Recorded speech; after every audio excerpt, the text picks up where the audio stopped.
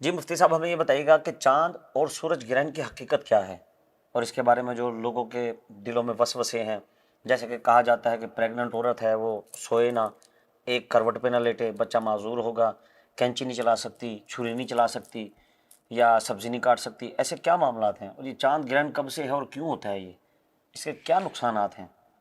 چاند اور سورج کا گرہن ہونا یہ اللہ تعالیٰ کی قدرت کی نشانیوں میں سے ایک نشانی ہے۔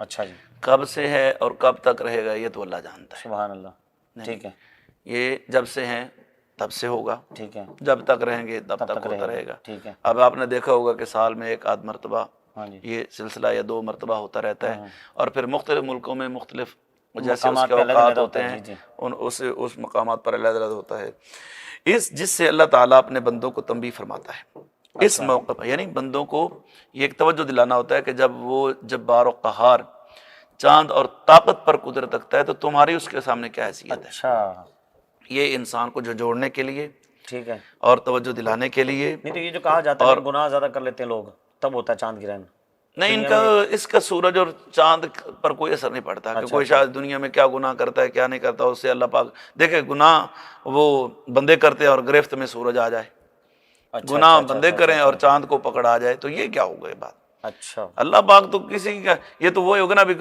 جرم کوئی کرے اور سزا کوئی بھگتے، سزا کوئی بھگتے، ایسی کوئی شرعی حیثیت نہیں ٹھیک ہے ہے، کہ چاند اور سورج اس وجہ سے گرفت میں آتے ہیں کہ بندے یا گناہ کوئی بھی کرتے ہیں۔ گرفت میں ایسا کوئی ہاں جی، کبھی نہیں ایسے کوئی آتا؟ بات نہیں ہے۔ اب اس موقع پر کرنا کیا چاہیے؟ جو کرنا چاہیے وہ ہم نہیں کرتے، اچھا جی، اور جو نہیں کرنا ہوتا وہ ہم کرتے ہیں۔ مثلا ٹھیک ہے، جو نہیں کرنا ہوتا وہ کیا ہے؟ جناب، عورت اگر حاملہ ہے تو وہ باہر آ جائے گھر سے، ہاں جی، یا کمرے سے کمرے باہر میں نہ، نکل ہاں آئے، کمرے میں نہ رہے، یا پیدائش اگر ایسا نہ ہوا تو پیدائشی طور پر بچے کا ہونٹ کٹا ہوا ملے گا، ہاں، یا بچہ معذور پیدا ہوگا، یا اس حمل کے دوران عورت کو پھول نہیں پہننا چاہیے، مہندی نہیں لگانی چاہیے، اس دوران جو ہے جب تک سورج گرہن رہے گا یا چاند گرہن رہے گا تو وہ خوشبو نہیں لگائے۔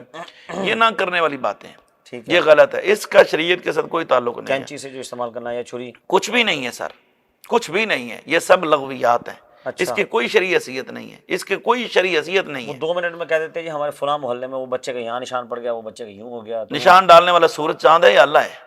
مجھے یہ بتائیں، اللہ اکبر، اللہ ہے نا، جی جی، اللہ نے صحت دینی ہے۔ جی جی، کوئی اور بھی معاملات ہو سکتے ہیں، یہ ضروری نہیں پیدائشی طور پر جو ہے جو جس کا ہونٹ کٹا ہوا ہو یا جس کا کوئی معذور ہو تو وہ کہے جی اس کی چاند ماں گرہن نے کی وجہ سے ہو گیا، چاند گرہن کی وجہ سے وہ نہیں کیا، یہ توہمات ہیں، یہ ساری کی ساری جو ہے اس کا اسلام کے ساتھ کوئی تعلق نہیں ہے۔ یہ سب تباہم ہاں، پرستی ہے۔ اب یہ کہ بات ہوئی کہ وہ ادھر عورت حاملہ ہے، اس کا 9 مہینہ چل رہا ہے، ادھر چاند سورج گرہن ہو چکا ہے تو وہ 2 گھنٹے 3 گھنٹے بیچاری گھومتی پھرتی رہے، اسے چلا نہیں جا رہا، اور اب وہ پورے شہر میں چکر کاٹتی پھر رہی ہے، بیٹھ نہیں سکتی، جناب خوشبو نہیں لگا سکتی۔ میں یہ قطعاً یہ نہ کرنے والی باتیں ہیں جو ہم کرتے ہیں، اچھا، اور جو کرنے والی باتیں وہ کیا ہیں؟ وہ کیا وہ ہے؟ نبی پاک علیہ السلام کی حدیث پاک ہے۔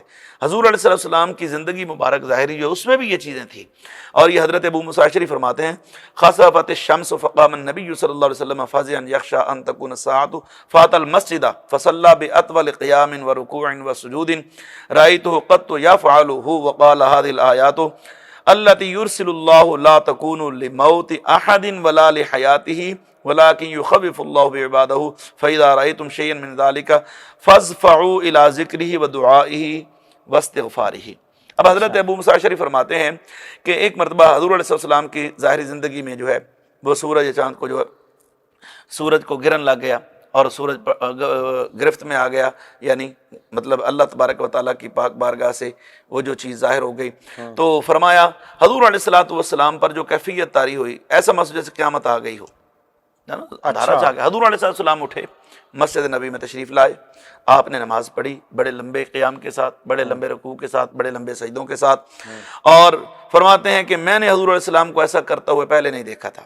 اور پھر جب نماز سے فارغ ہوئے تو حضور علیہ السلام نے ارشاد فرمایا کہ یہ نشانیاں ہیں جن کو اللہ تعالیٰ بھیجتا ہے، جن کو اللہ تعالیٰ بھیجتا ہے، یہ نشانیاں ہیں، اللہ کی نشانیاں اللہ بھیجتا ہے تاکہ جو ہے بندے اللہ پاک کی پاک بارگاہ میں آئیں، جھکیں اور سمجھیں کہ جو رب اس پر قدرت رکھتا ہے تو وہ تم پر کتنی طاقت رکھتا ہوگا۔